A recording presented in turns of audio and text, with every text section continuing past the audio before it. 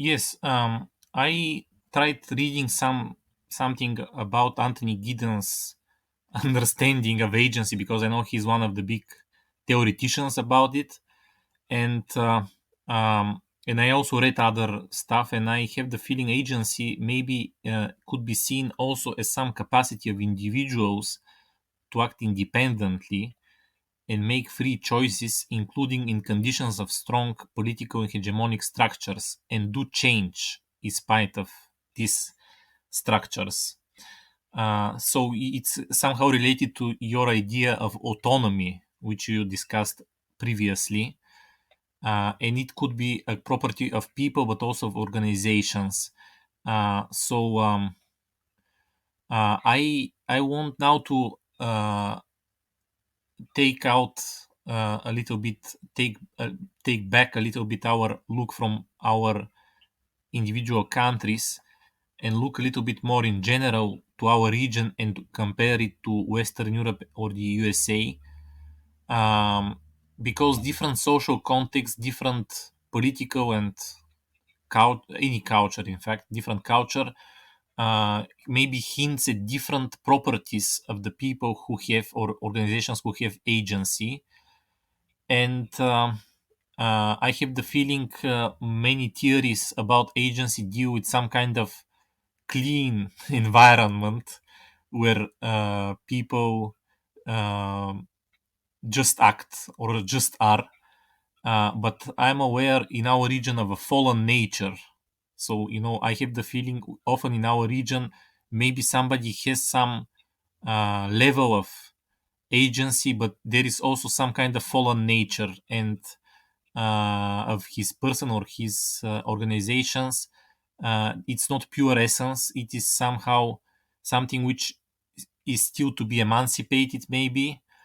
And I want to ask in this sense, what could be the specifics of agency in general in Southeastern Europe, and how exactly this population of ours, which generally is not very much involved in political or social action, there is always this understanding that people are generally apathetic and withdrawn from life.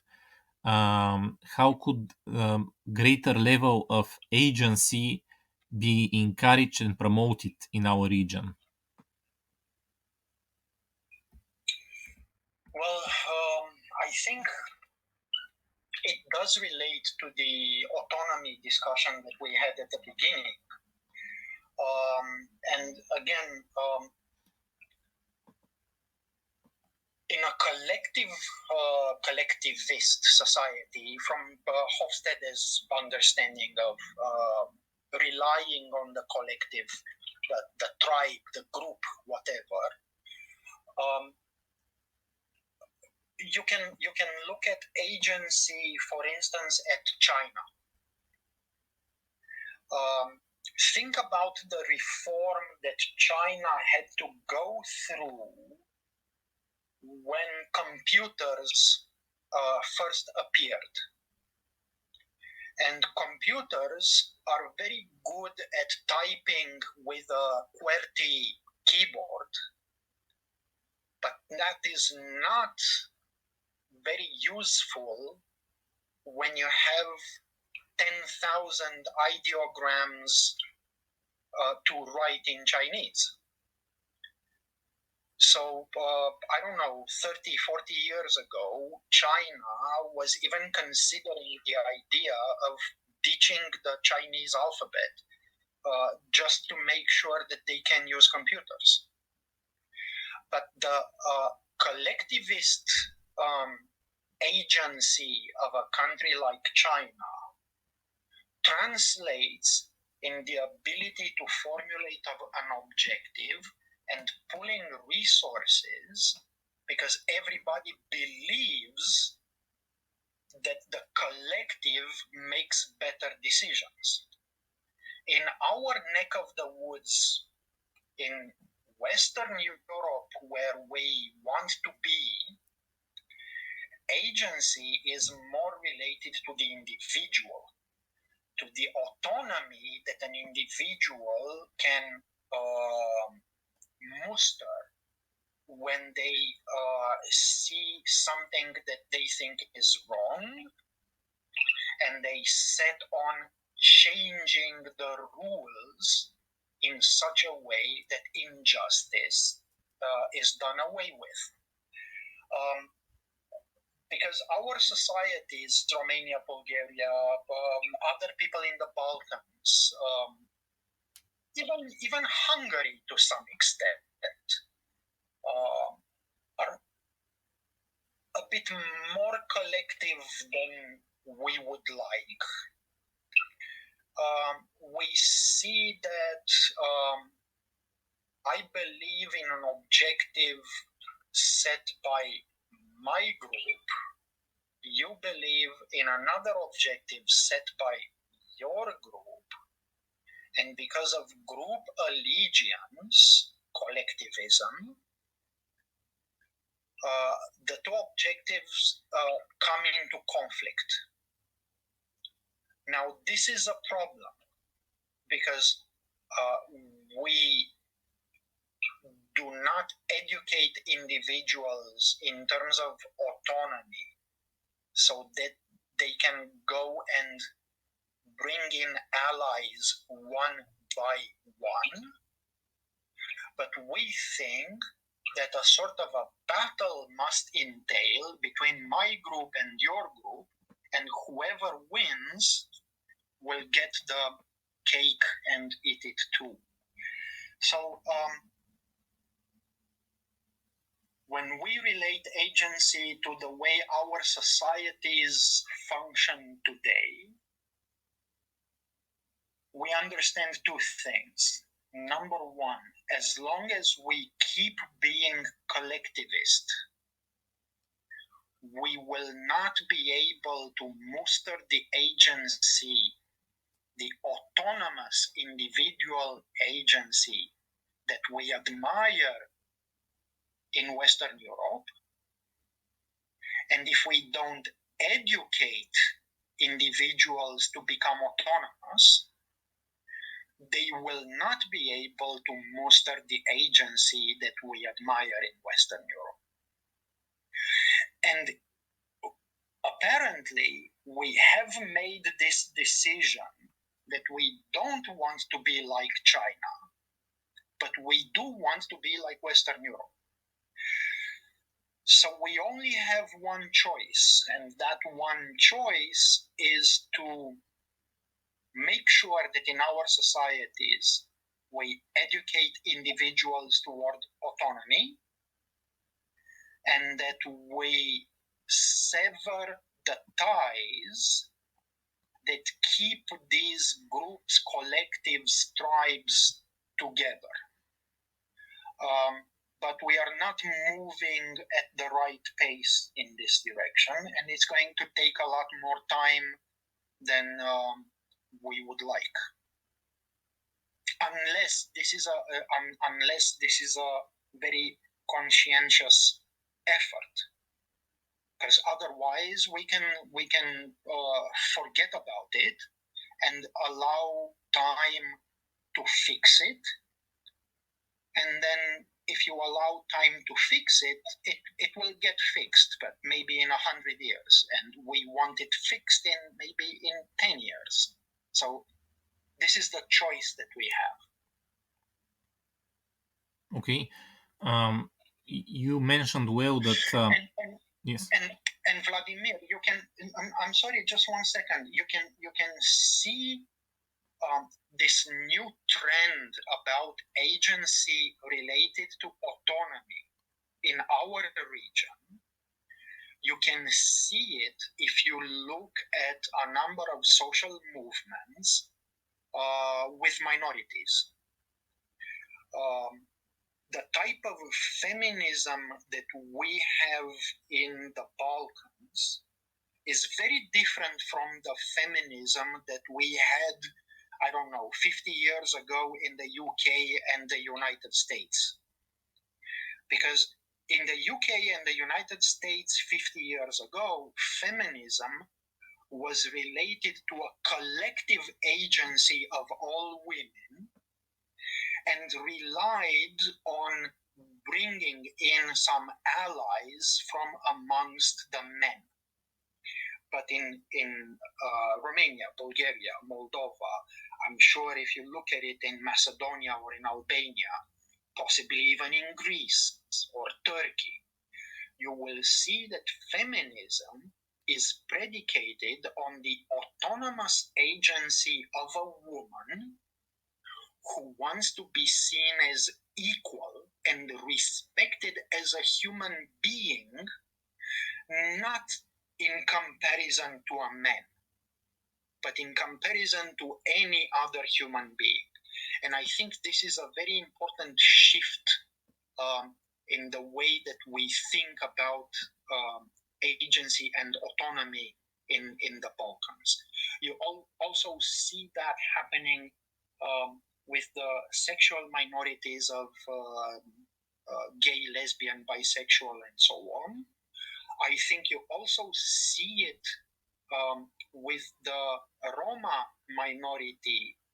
I don't know in Bulgaria, but I do know about it in Romania, and that's for sure how it goes. So it may be the case that we will see this model being replicated in more walks of life, in more areas of human interaction, because it sort of proves successful in a way. Okay, you mentioned the feminist agency, and I'm sure that maybe some people could discuss about Orthodox or Protestant agency. I mean, these groups, religious groups, they also want to change something in society. They also promote some values, etc. And now we may reach, or maybe already have reached, a situation in which it's full of change agents around, but the change of one group of them maybe is against the change of the other and neutralizes the change of the others.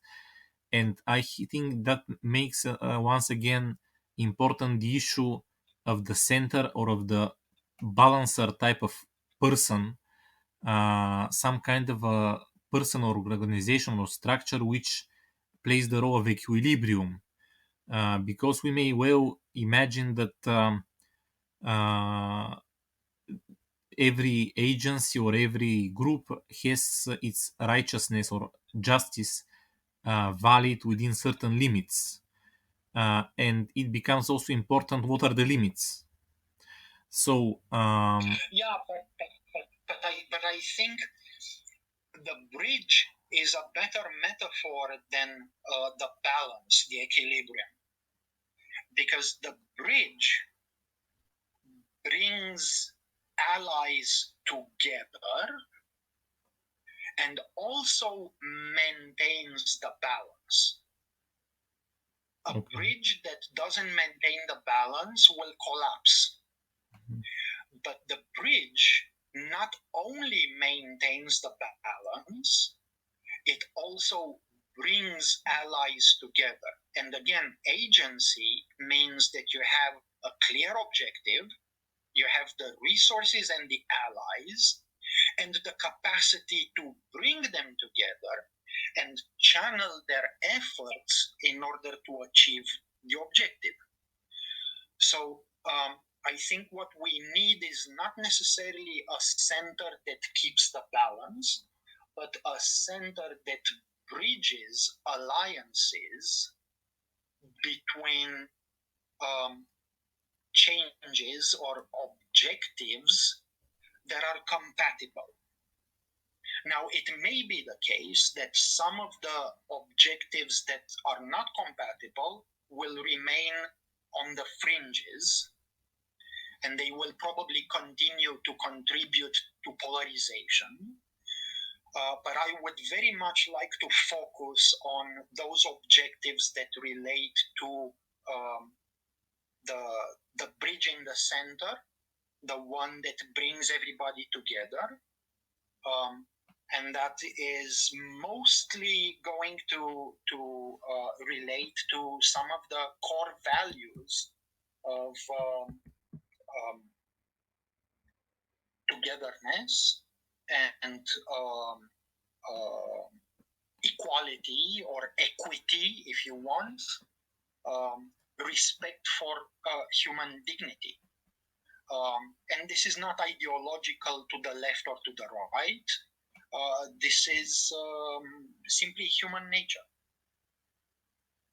Okay, I can't help also asking you about journalism and change, um, because journalism is something like the thing that stands in between all the justices, all the rightfulnesses, all the change agents. It's some kind of a middle ground. Media is the middle ground. But it is also deeply discredited profession in Bulgaria, and it is reduced to a large extent to being propaganda outlet for the political and economic powers in society. So, in fact, journalists, at least in Bulgaria, in my view, very rarely have their own agency. Most of the time, we are encouraged to just translate or don't mess with strong interests. It requires, as you said, a lot of qualities are necessary for being uh, agent or having agency, but also a lot of qualities, maybe even more, are required if you want to be a journalist who does something like change through his work.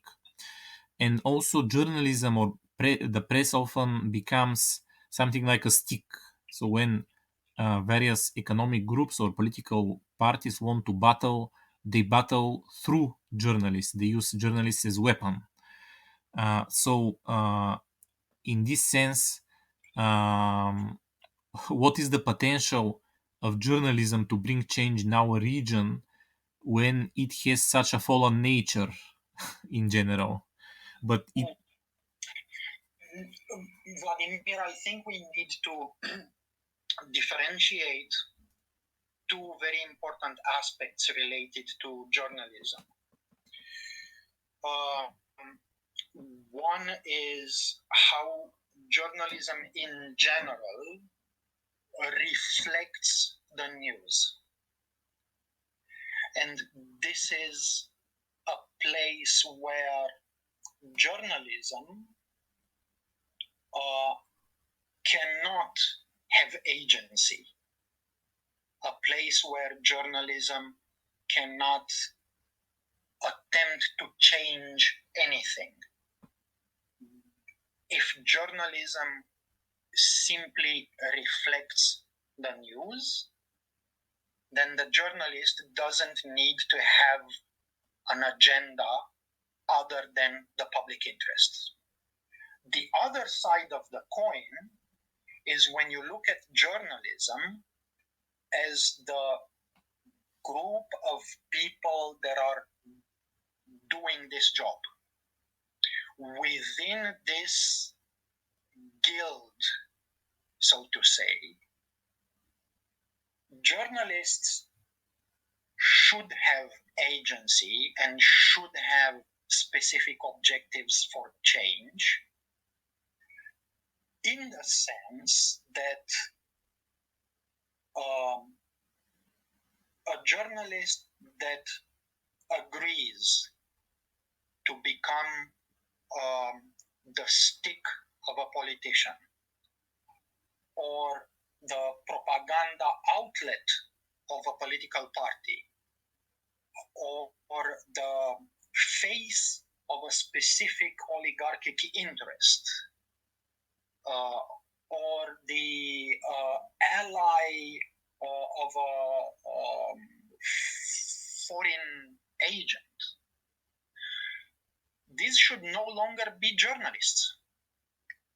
So it befalls on the guild of journalists to make a change in terms of professional ethics, to make sure that they ostracize the people who present themselves as journalists, but they're doing another job. Now, from this second perspective, I do see that journalists have a lot of problems. The media, the press has a lot of problems, especially trust issues, not only in Bulgaria, but very heavily in Romania and in Moldova as well.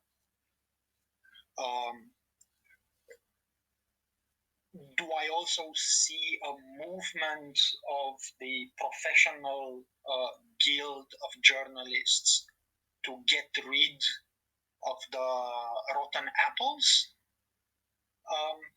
Not very strong. So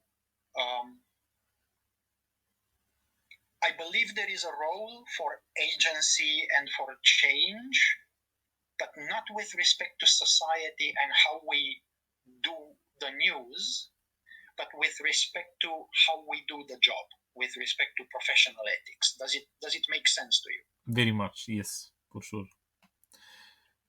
We had already quite a long talk, and I want to make some kind of official ending, even though I may have something to say after that ending. But I want to ask you, as a kind of final words or preliminary final words, if I may say. We have discussed about Southeastern Europe, and we touched a lot of issues. We touched polarization, we touched agency in this region, a lot of actors, a lot of interests, and at the end of the day, what is the future of our region? I would ask you to present a positive and a negative scenario or version of what could happen in the next few years in our region. I think there is a very interesting theory that you can divide et impera, the Latin divide and conquer. It goes like this: if you can fragment a society, then little by little isolate the fragments. What will happen is that they get out of sync. They desynchronize. And when a society is fragmented, the fragments are isolated, and then the isolated fragments are desynchronized, you get a mass of people that you can very easily manipulate, therefore conquer. What happens in the region, at least since accession to the European Union, 2004, 2007, is that some elements of society are more increasingly synchronized with the West, whereas other elements of society are fragmented, isolated, and desynchronized. So the good scenario, the optimistic view of what the future brings, is that the synchronized elements of our societies start building bridges in such a way that their synchronicity starts to spill over and provide development for everybody else.